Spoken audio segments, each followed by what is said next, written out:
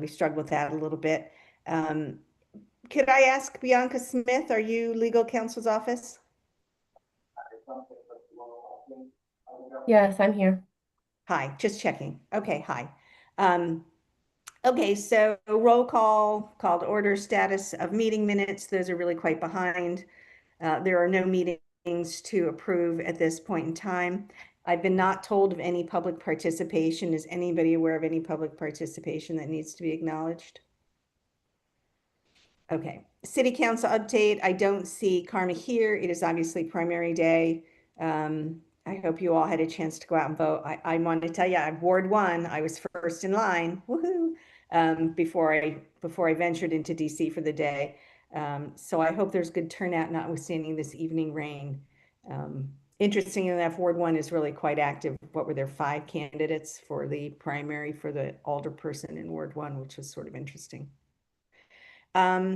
Notwithstanding that Karma isn't here for a city council update, I did attend and Kurt did observe the video as well. I did talk to the council about the composition of our board and really trying to get representation from all the wards, and we don't have that at this point in time. Kurt, I don't know if you heard me say that you are sort of our de facto membership committee, and that you take active interest in this. Yeah, well, I commend everybody to beat the bushes and find people who yeah, are appropriate. Yeah, I've tried to do so, and I found several candidates, so everybody else should keep it up too. yeah, yeah. And I did ask the council members to ask all the alder people, if they could find people in their ward, would they please let us know? Because they would be more ward specific than we are. I did talk about, I know that there's been a lot of emails about Vision Zero. I did also trip on at one point some Maryland transportation data on pedestrians, pedestrian accidents, as well as when pedestrians get killed. And I suggested it would be nice if we could actually get Annapolis specific data and create a heat map that would help us inform the council both about pedestrian safety, but also then at some future point in time, if they do want to put in cameras, where it would make the most sense based on pedestrian accidents. So that was interesting. The other things, Marcus Moore gave an update. I think, Kwaku, if you want to talk about R2125 when you have a chance, that would be great, and what that means. There was a lot of discussion on the electric charger at Hillman Garage and why it's down, and it's really like most things that take so long for repairs. The equipment is coming in from overseas and it's not stocked. And then there's also a bit of a disconnect between who actually manages the garage and who would actually come in and repair that equipment. So that was all somewhat interesting, but also somewhat disappointing discussion, but no real chance for anything to be improved, it sounded like.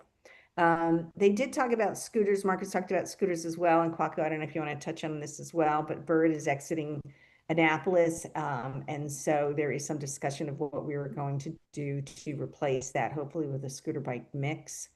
And then they did present the 2 different parking garage operators did present some statistics on what's going on at all of the Annapolis garages.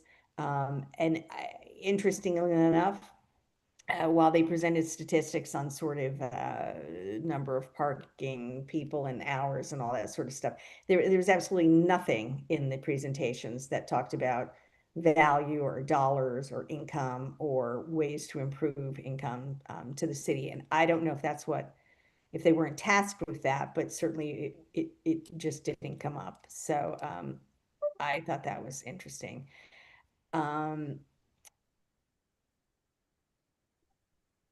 Kurt, you watch. I don't know if anybody else had a chance to watch. Were there any thoughts? I know you did want to discuss in more detail Hillman Garage. Do you want to do that, or are you really waiting for Karma to be present?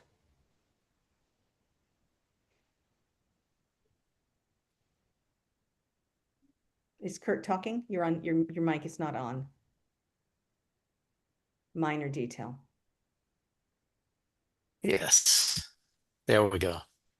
Hope you can hear me. Um, yes, a couple of things on the electric charging item. The city provided a response, which I was happy to see, and it sounds as though they're pushing nicely. The I do question the timeline that was in that response. It was provided by the contractor.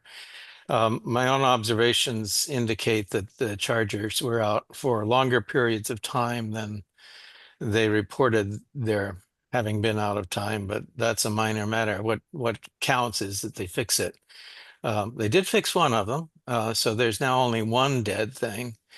It's pretty clear that this has been accorded low priority up to this point, so I think it is useful for us to continue to keep this issue alive. If they hear from us, I think they will find a way to get the parts that are needed and fix the chargers. That's a good thing.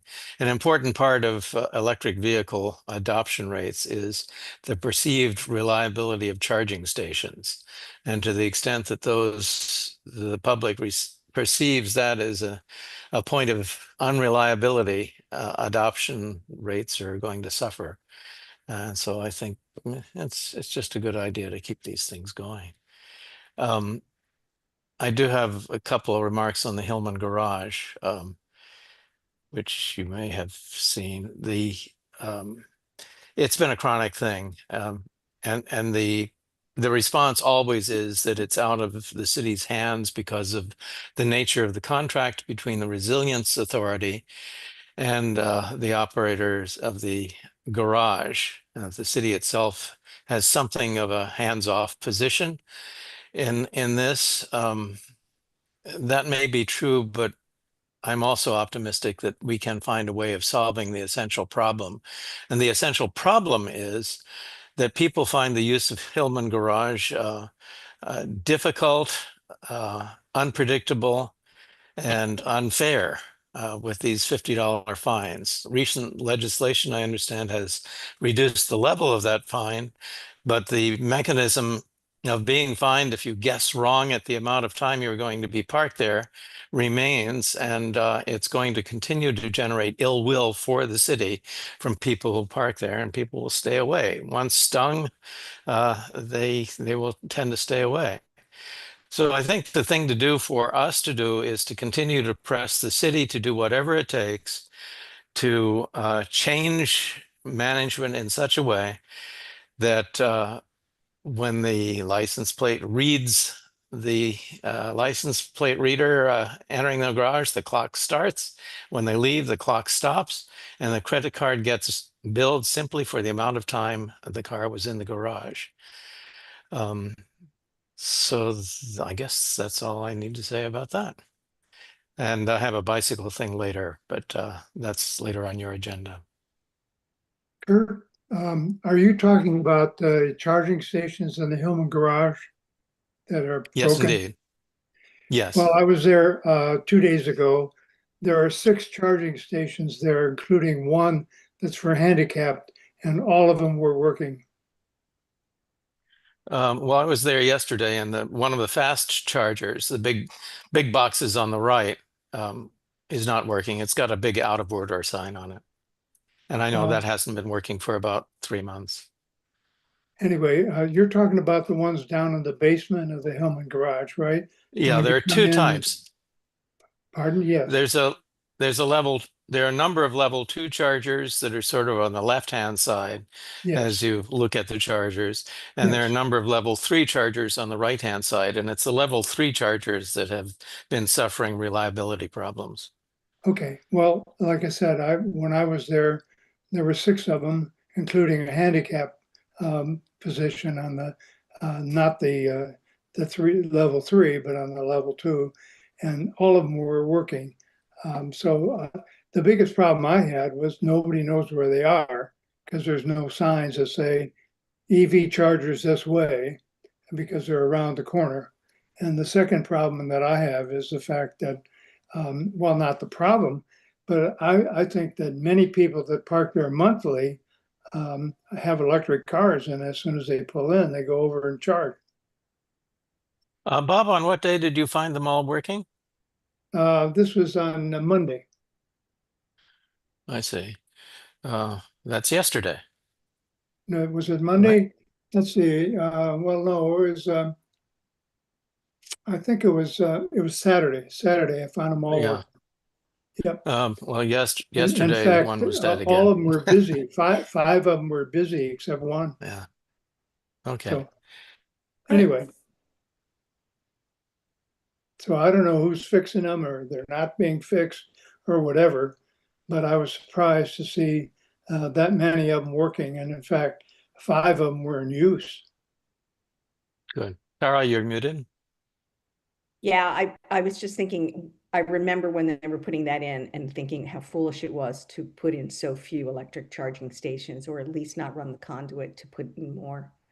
I was a little short-sighted at the time because it was not that long ago. And we knew that there would be a push to have more electric vehicles, right? Yeah. The other problem is that there is no sign, I don't think, that says don't plug in unless you are actively charging. A lot of people plug in, go away, and stay the whole day occupying the space, even though their car charges in like an hour or so. I thought we addressed that. Yeah, but I'm not sure there's a sign there. That's the problem. I'll check again. I didn't see a sign there either. I have pictures of every one of those stations, by the way, if you want to see them, in use. National Geographic electric car charging stations. I don't know. To use the same camera? I don't know. Okay. Kwaku, unless there's anything more on city council and the parking garages, we can move on to Kwaku giving us an update. Thanks so much for joining. Okay, thank you for having me. I did talk to the director this morning. He did mention of the Bird scooters. Basically, Bird is out, so the city will be looking for a new vendor. When that will happen, I don't have a timetable or schedule yet. The other thing we wanted to bring it to your attention is the BWR Express. We are aware of that. We have asked the county how they are actually doing their outreach to let people know. So we will reach out to them to see what kind of material so that we can help push it up. The county also has another shuttle service from the mall to, I believe, is New Carrollton. That also has been postponed, I believe, until the beginning of October. That is all that I have, unless somebody has a question. Kwaku, the Bird scooters, are they still, did they pull them all, did they take them all away, or are people still utilizing them while they're transitioning? The reason I ask is that the Naval Academy, I call a lot of them in that are blocking sidewalks and causing obstacles and that haven't been picked up in days. So I'm their favorite person because I scan them almost every single day to report them. So I was wondering if what's the status of the actual physical scooters? I will check into that for you. Technically, I know that they do have somebody local who will use the app to locate those bikes and then go to the specific place and pick a bike up or those bikes up. So I will check into that if that is still ongoing.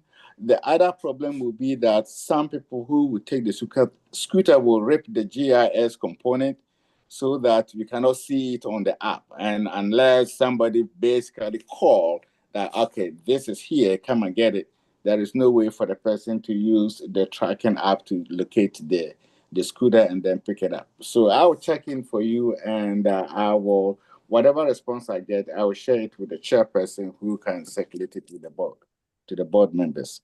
Yeah, because Bird has been pretty good, but I didn't realize Bird was leaving. They gave me a phone number I can call so I don't have to go through the whole app thing every time. But I'm just wondering if Bird isn't around anymore, if the number to call, if the person who's going to be picking them up is changing. I just need to know that. Have you tried calling that number of late? No, not in the last couple weeks. Okay. But I haven't noticed in the last couple weeks, so I'm wondering if maybe they pulled some of the scooters off. Yeah, they would out of like circulation. Yeah, they would like to pick up all the assets because it costs them money to manufacture them, and I don't think they will leave them behind. So I will check with the contact person and make sure that they go around the city and pick them up.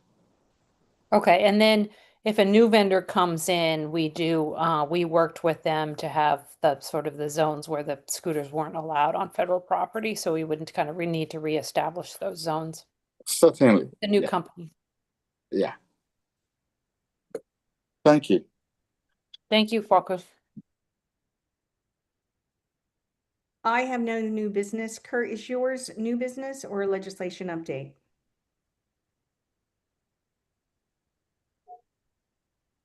You need to get better with your mic.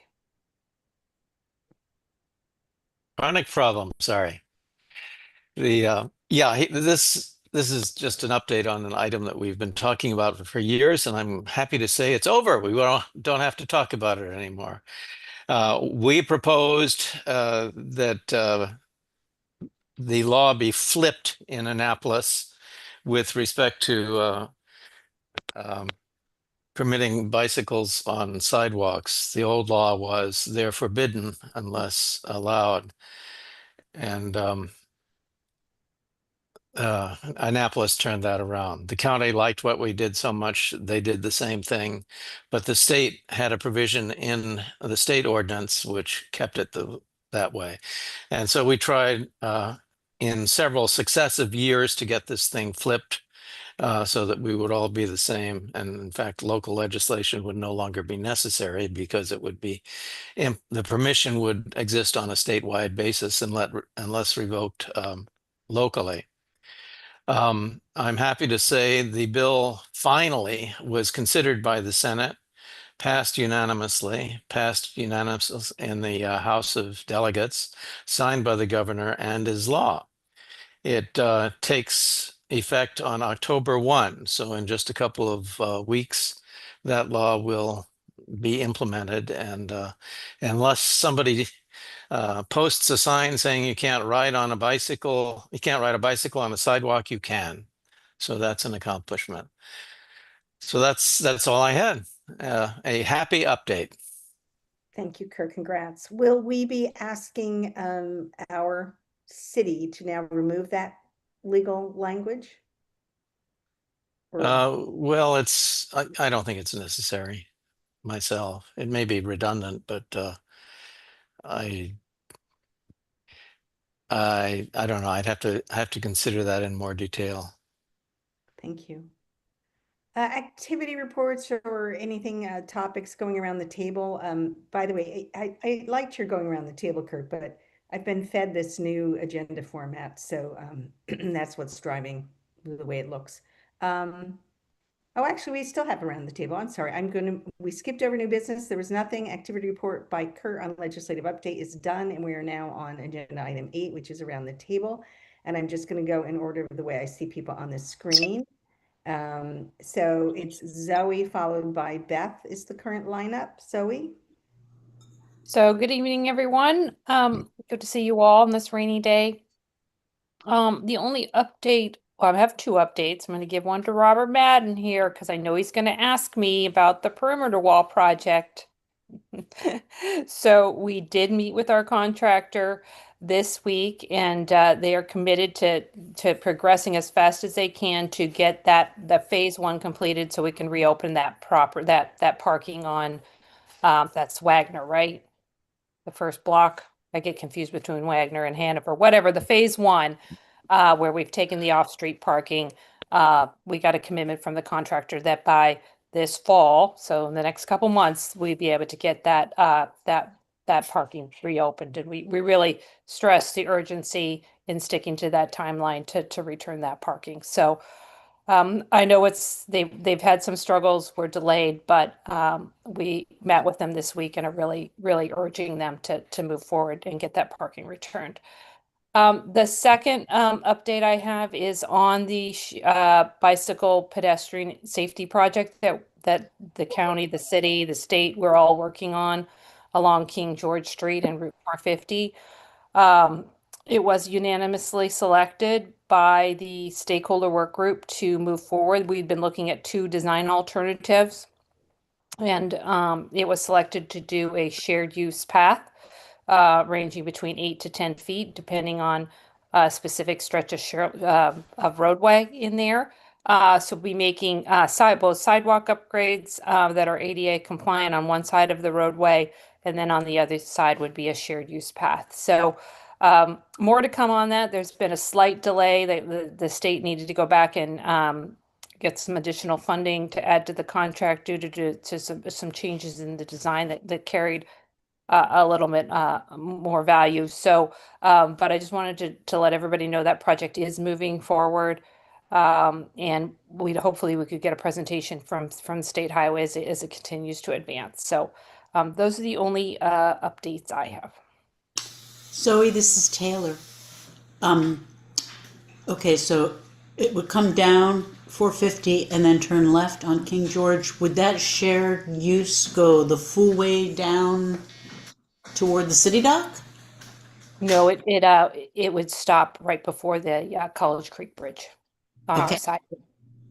Yeah, and then they would have a designated bike lane on the bridge itself, on the College Creek Bridge. King No, George I know Creek John Bridge. Corrin had some discussions with St. John's about somehow getting St. John's to cooperate in putting in a segment along that route, but I gather the discussions did not go well. Mm-hmm. That's right. Yeah, that's really outside the scope of the project we've been working on right now. That would be sort of a separate project, or a separate, discussion. The project that's on federal property, federal property starts beyond like the north side of the King George Street Bridge, and then extends to Taylor up, and then left on Taylor towards up on 450, left on Taylor to Taylor, and then to the Naval Academy and Bridge over the Severn River. So they did not, however, select design nor do they have the funding to do, just due to the design alternatives, to do a protected lane on the Naval Academy Bridge. So they're going to continue looking at that, but that is a disappointment for those, including probably this body that pushed a resolution to encourage that. Thank Quite a you. bit of discussion on that. Question, I have a question for Zoe. We talked about a sign that said, "Don't block the box" at King George and 450. Is that possible that it's going to happen or not? Because I keep seeing the box being blocked all the time. Anytime there's an accident on the Severn River Bridge and 50, or on Fridays, of course, and the weekends. Well, there's a lot of problems at those intersections, and we are working on setting up a meeting with State Highway, because the good news is, as part of this, the Bicycle Safety Improvement Project, SHA is working on upgrades, or they're going to incorporate upgrades to both of those signals, both at King George Street and at across from Gate 8. As well as all new pedestrian crossing and signs and signals. But we and Carm O'Neill, reached out as well to see what we can do in the interim to make some improvements. Is probably man hours. We need someone to go out there during, heavy traffic days and clear traffic. So I had forgotten about the don't block the box, but we are working setting up this meeting so that we can figure out whose responsibility it is. Is it the city? Is it the state? Is it the Naval Academy to get out there and clear traffic? Because that's really the only way we can get traffic cleared out of those intersections on if there's an accident or on any given Friday. It's a huge problem. So more to come on that, both short-term solution as well as long-term. But thanks for reminding me about the don't block the box. Fortunately, no one obeys those, but it's a good first step. I mean, we've had, like, just recently, some of our security go out every once in a while and just clear it, because it gets so backed up. I sat in line. It was a fun wait when Vance attended the football game or whatever it was. Oh, that was the graduation, wasn't it? Hmm. Yeah, But it's most Fridays. yeah, Yeah, it's just it can't handle that congestion. yeah, as people try to get around the backup on 50, and they start filtering Row down over 450 and up and out, yeah. Thanks, Zoe. Next will be Beth, followed by Robert. Yes, Well, Beth first, Robert. then sorry, you. I'm just Bob. letting you Beth, know you're up sorry. next. that's No worries. okay. By the way, Kurt, I did get somebody on the board, and that person happens to be Bob Madden. So Yay. you're not the only one who has done anything on Good for you. getting people to the board. Good for you. But I do have a couple of comments. I don't have any work stuff, but I do have a couple comments. And one is recently I had a long conversation with a young man from Premium Parking. And we were talking about premium parking in Annapolis and the parking issues and how the residents view it and view things and all this kind of stuff. And one of the things he said, don't know how true it is, but he said it. He said that you do not have to project how long you're going to be in Hillman Garage when you first go in. He said there is a question on the app that says don't know how long. I guess it must say how long you're going to be here, and it says it don't know how long. And he says when you hit that, he said then it acts like just like what we want, that it's from the time you come in and you don't pay until the time you go out. And he said they keep telling the city this and telling the city to make the residents and visitors knowledgeable of that and all. And he said the city just doesn't seem to want to do it. Again, then I mentioned that to someone else who knows more than me about Hillman Garage, and they said there's no such question on the app, but that's what he said. So it's something to look into. I have not on seen whether... it myself. It's really, that would be great if it's true. But I haven't seen it myself, but I will look sharp next time. Yes, do, because I don't use it. So and neither does Jim. So therefore, we have to rely on someone else, and I'm going to rely on you. The other is, and I think I brought this up before, the light at Church Circle and Duke of Gloucester Street. Cars run that light constantly. And I mean run it. I don't mean that it's caution and they still go around. I mean it is absolute red. It's red when they come up to it and they go around the corner. One of these days we're going to have a dead pedestrian or someone hurt very badly. And I just don't understand why the police, even put a camera there. Talk about a place where it needs a camera, because I live on Market Street. I come down there quite frequently, and I swear every time I'm there, somebody runs that light. And so it really is something that needs to be addressed by the police department, by the city administration, because one day somebody's going to be very, very badly hurt. I've seen people jump back onto the sidewalk and stuff like that. So it's Beth, just. can you repeat which intersection this is? State Circle and Duke of Gloucester Street. Yes. And And not to argue with you, but just to paint a more complete picture. I have many, many times seen pedestrians attempt to cross without even looking at what the state of the light is. well, that's true. And And that- that happens all over Annapolis. Not they to no excuse matter, red light runners. Yeah. yeah, no, but in the middle of the street, whatever. They do it. But I'm talking about having a red light and going through that and going through around that corner and I just And I think have seen something- what you're referring to. Yes.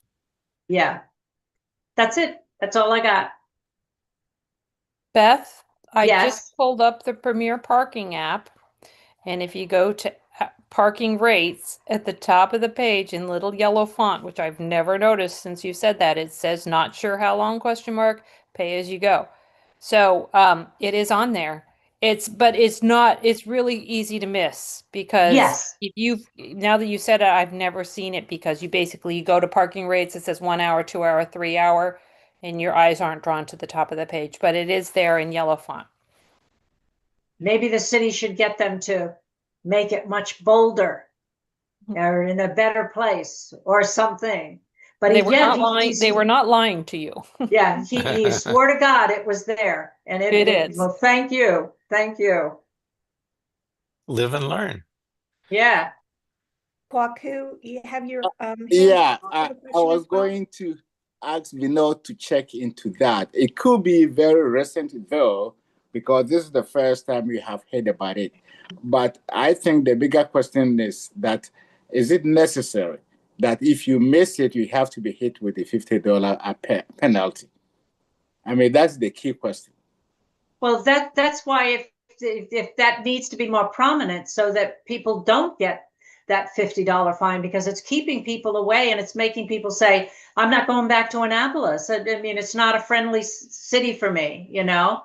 And where if that was better positioned on their app so that people really see it, then you know that would, I think that would make all the difference. I mean, that's been a major complaint about premium parking, Hillman Garage, and the app. And so I would think the city would want them to move it into a way that people are really, you know, place that people are really going to see it. Well, the other question is that what about other city garages? Why is it that other city garages, we don't have this kind of process where basically you pay as long as you stay. There is no penalty. Whereas compared to Hillman, if you don't see that small yellow thing and you guess it wrong, you are hit with the $50 ticket. And that's, if you I'm go sorry. to GOT, that is not the case. So, but why it's a don't you different have- app. It's a different app and it's a different company. But right? is it not part of the city policy that it should be consistent across all city-owned garages? So that's the I key would think question. so, Yeah. Yeah, I agree, but it isn't, and that's the but problem. it isn't. Yeah, and it's a major problem. Yeah. And it's been such a big problem.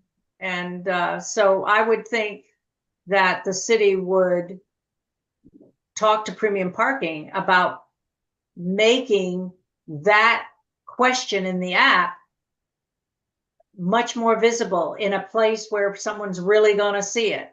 And Yeah. whatever, maybe even be the first question. I don't know how long I'm going to be here. If I do, then I go down and say, okay, 1 hour, 2 hour, whatever. But, you know, Maybe on the fee schedule, instead of $1, $2, that comes on top of that. And then after that, is it you're going to stay for 1 hour, 2 hours, 3 hours? So that should be part of that table so that it will be more visible for people to actually see that, okay, I'm not sure how long I will stay. I will check that one so that I don't get penalized for that, for staying longer. yeah, I mean, there's got to be something that Premium Parking can organize those questions so that the people really see that particular question, which they're obviously not seeing. Zoe uses it, Kurt uses it, the app, and they didn't see it before, and in that it's there. So think of all the people that have gotten tickets when they didn't need to. Now, I realize the city will lose out on a $50 ticket, but they need to lose out on $50 tickets when people don't come back. Zoe, I was trying to find it and didn't find it. Could you just send a screenshot when you have a chance? Mm-hmm. Thank you, ma'am. And Well, then that'd be great if that's then if that Tara, works for everybody. Tara, if you would mind sending that around to everybody, we'd appreciate it. When she gets it to you. Yep. Thank you. And I'm done. Yep, thanks, Beth. Bob? And then after Bob, we will go to Zoe. Hello. So this Annapolis Transit Plan that was put forth in March and finally approved by the City Council in August, it was a like 164-page PDF, and I went through it with comments and all, and submitted them, and saw that when the actual draft of that plan was done and the final one came out, it was exactly the same as the draft. And so I said, so what happened to the comments that I made about the plan? And I got a call from Marcus Moore, and Marcus apologized and said, well, nobody forwarded them to KFH. And so they never got them, but we're going to forward them now. Well, that doesn't make much sense now. That's all over with for the next 5 years until we have to do it again. I made some comments. I thought it was a pretty strange way that they organized the information and all. And I made those comments, and I think I passed them on to everybody here, and I won't go into them.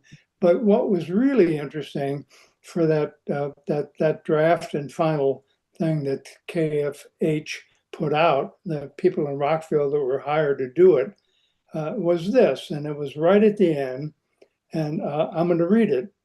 And it says, the most valuable form of advertising and building awareness of public transit services for any system is its vehicles. Through a rebranding campaign, Annapolis Transit has the opportunity to develop a new image, one that reinforces the system as a critical part of the community infrastructure and builds upon marketing of the new GoTime services. This branding and marketing effort should be treated as a business decision designed to help promote the system and ultimately encourage and increase ridership and service. It would be beneficial to hire a marketing specialist. In order to do so, there needs to be a separate budget for marketing, both for the position and for the marketing campaigns and materials. It seems to me that nobody knows. I mean, does anybody know that there's a bus that goes from Annapolis to the light rail up in Glen Burnie?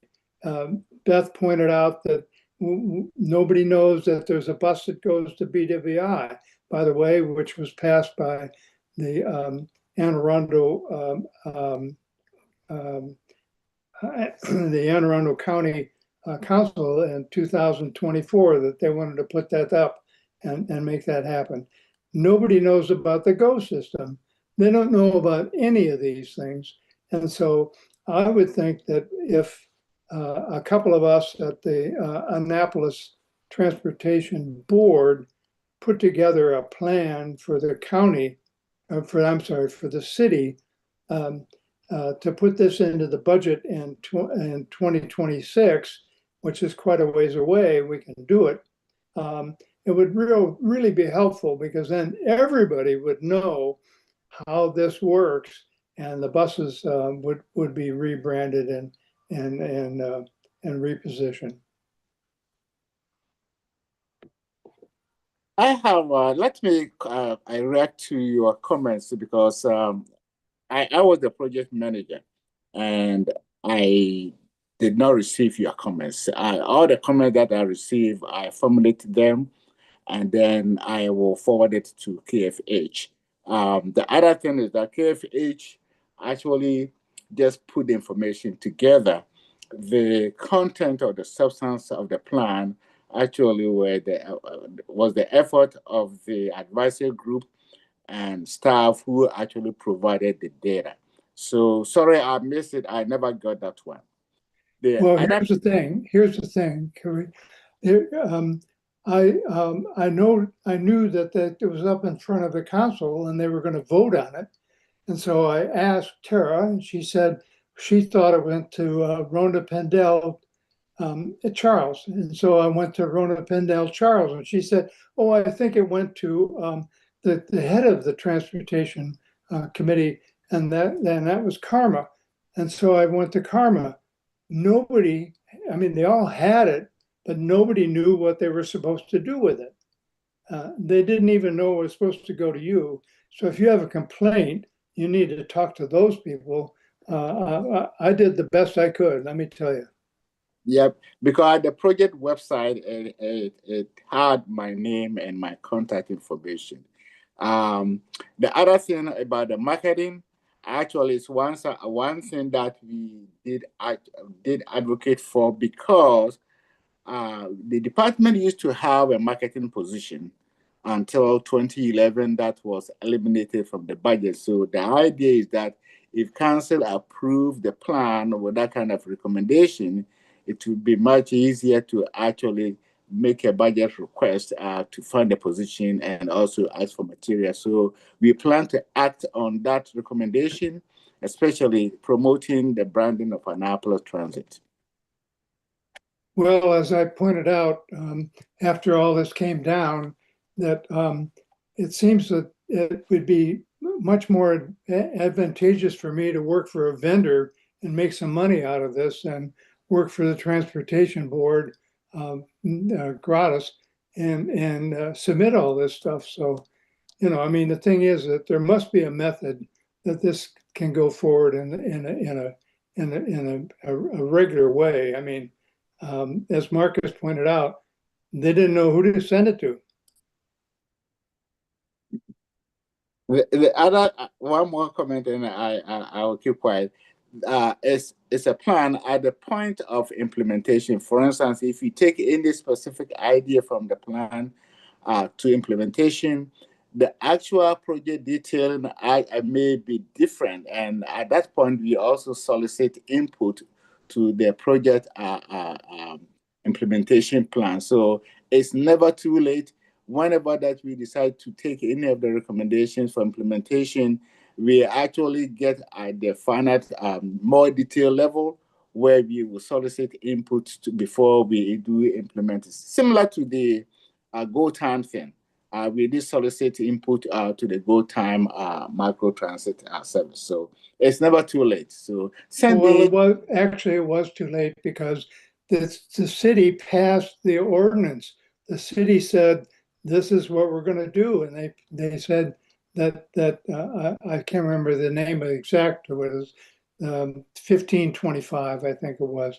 But anyway, send it to me, please. It's over with, and all I'm doing is trying to point out that there has to be a better method. That's all. Okay, thank you. Thank you, Bob. Zoe, anything more? No, but I can try and share my app. I don't know how Zoom does sharing. Yeah, well, I'm not having luck with it, so I'm going to email you the pictures. Thank you. I don't have anything further. But do we have a way to show comments here or not? I don't think so. This is not like the one I use at work. Zoom, You know, that's the one that the chat is gone. It's a little more limiting on being able to chat on the side or being able to share your screen. I think it's by design. Huh. Whereas Teams would let you do both of those. Right. We're going to do the last three in the order of Vince and then David and then Taylor. Hi, Vince. Sorry, I was having trouble getting my camera on. I mean, my microphone. I apologize, and I apologize for being late. I somehow convinced myself that it was at 7:30. So I don't have any comments today because I missed most of it. But thank you for recognizing me.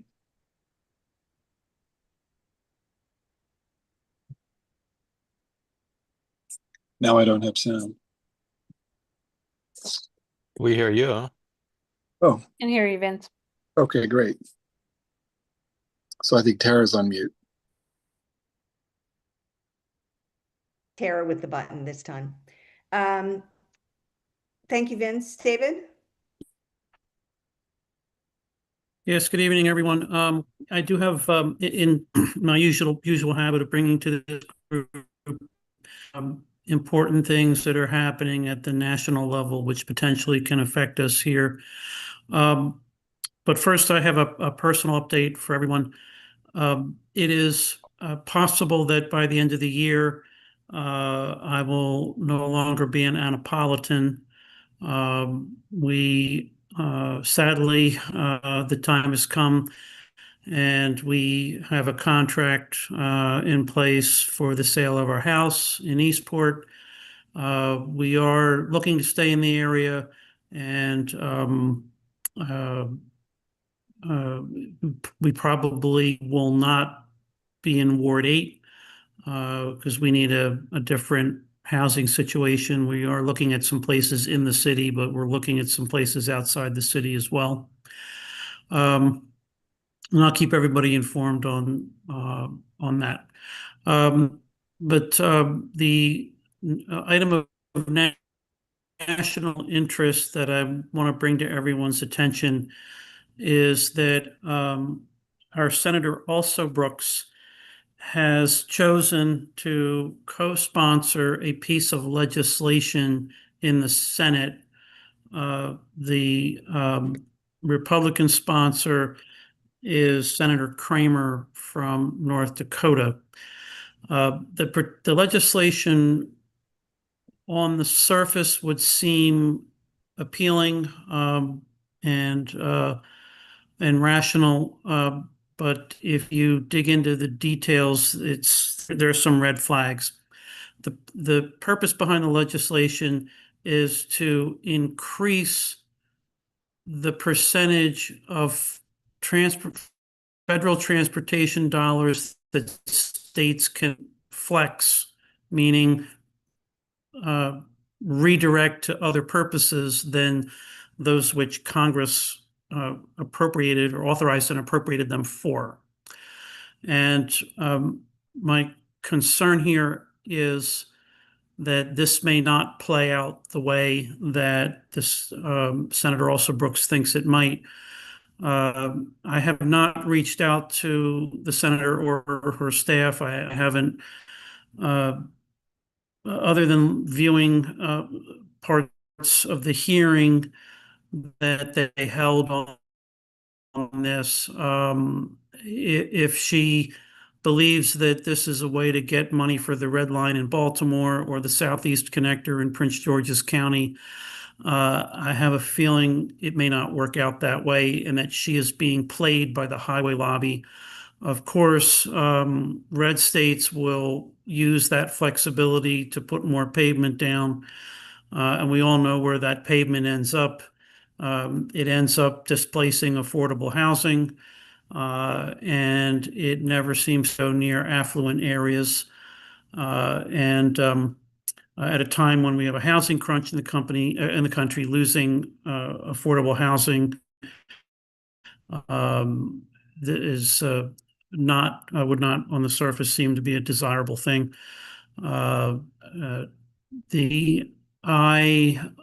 I believe it's I-45 project in Texas, for example, is notorious for displacing a lot of affordable housing with a wider highway. So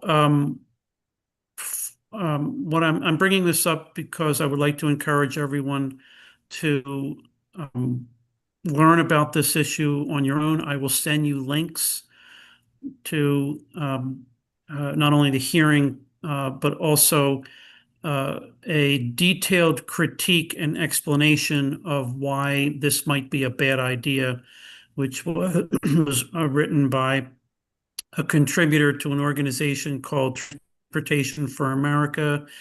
The website is T4America.org. For years, they have been advocating for reduced car dependency, advocating for Vision Zero, advocating for rail in various forms. They were a significant player in the recent in the 20-year effort that led to restoration of passenger rail service on the Gulf Coast from New Orleans to Mobile, and things that and also they've been advocating for bicycling, advocating for pedestrians, all the things that we need here in the city. So again, I will send the links, and I'm not suggesting that this board take a position on this as a board, but it is something that we should perhaps individually weigh in on. But at the very least, it's something we should all be aware of. And if anybody has contacts with staffers in the senator's office, it would be helpful if you could. I'd like to have somebody there to communicate with about, because I would like to better understand what prompted the senator to sign on to sponsor this. So that's all I have. Do you happen to know, is the intent to redirect past funds that had been appropriated but not spent? As That's I a fairly understand common it, process. yeah, as I understand it, it would allow redirection of already appropriated funds. That have been unspent. For instance, you have a project, you get 40 million, you spend 35, you've got 5 million sitting there. You don't want to give it back. You sort of want to redirect it to something else. It's fairly common. Well, that would be up to the states. So the state. The state would petition to redirect the funds instead of them having to ask Mother May I, they could actually do it themselves. They could actually just do it. Yeah. Okay. Kurt, did you have a question? Because you went off your mic. You're unmuted. Oh, I should be on now. I have, when everybody else is done, I have a humorous note I want to add. Okay, I think we still have Taylor. Hi, everyone. Nice to see you. I don't have anything to offer. Okay. I have two things. One is the senator that asked us for the fare free transit information. Kurt, it turns out the links I couldn't open them. So forwarding them I basically sent links that I couldn't open and they couldn't open. So, which I didn't realize when I sent them. So, I'll reach out to you. We need to figure out a way that we can get the fare free transit plan back to. Okay. Let me, I apologize. I will send the actual documents rather than links. That'll Okay. solve that problem. That'd be great. And I'm sorry, I meant to ask you weeks ago. My apologies. Okay. And the other one, I don't, so we do a lot of chatter about not knowing about bus routes and stuff. And am I the only person that rides bus? I don't think so.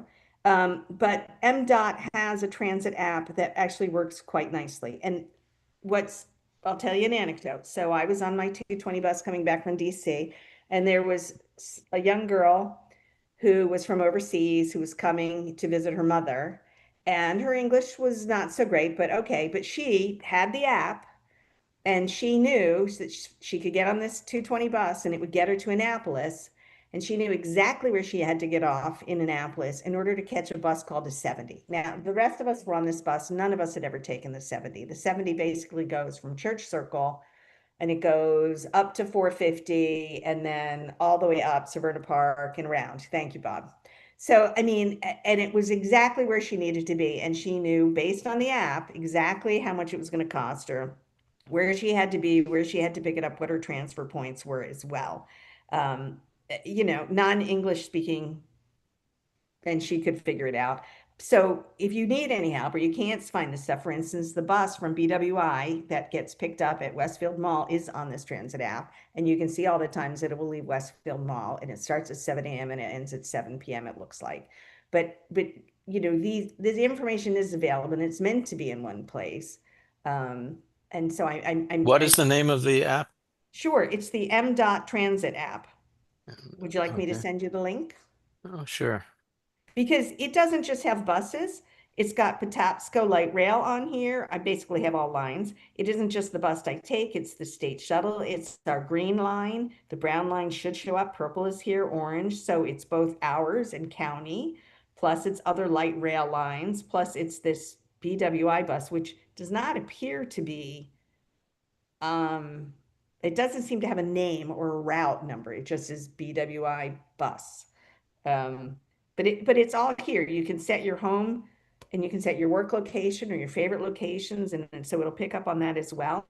But it is the transit app that MDOT does aggregate all this information on, and it will Right. tell you if you, generally the information is pretty good, if a bus is late or not late. So my bus, which normally should have hit North Capon H at 5 p.m., was listed as being 16 minutes late, and sure enough, it showed up at 5:14. So it will tell you even when there are delays, how much time it should take you to get to the bus stop from where you are in order to catch that bus, and any transfer you have to make. It really is pretty good.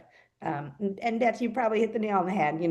That you are not endeared by apps, perhaps. But in this case, it is all sort of there. And I know, Kurt, at one point you were advocating that all the bus stops should actually have more information, and I agree. But it is on the phone if you need it. I will That's send it great. to everybody. Good Kurt, information. Thanks.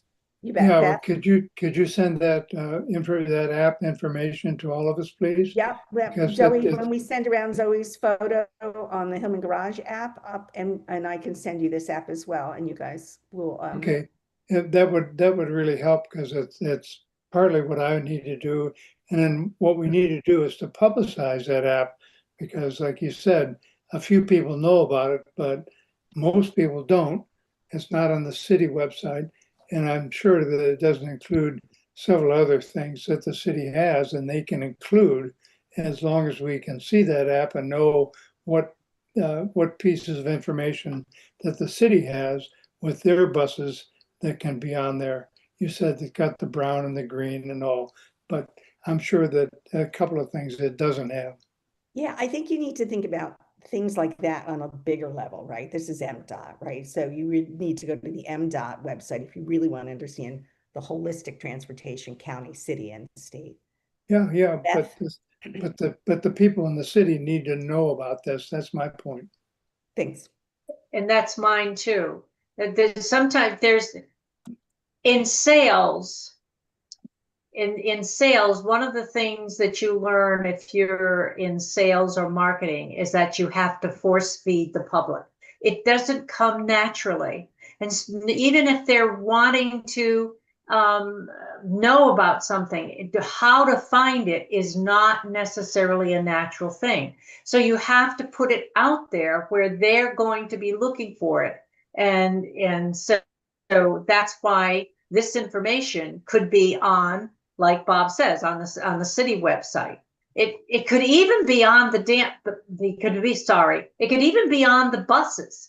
It could be a lot of things. I mean, if they put the app on the bus, people who are riding the bus that may not know about the app will find out about the app. And so, it's just so easy. It really is so easy to get that information there. I just don't know why it's so difficult to get people to understand that. So that's all.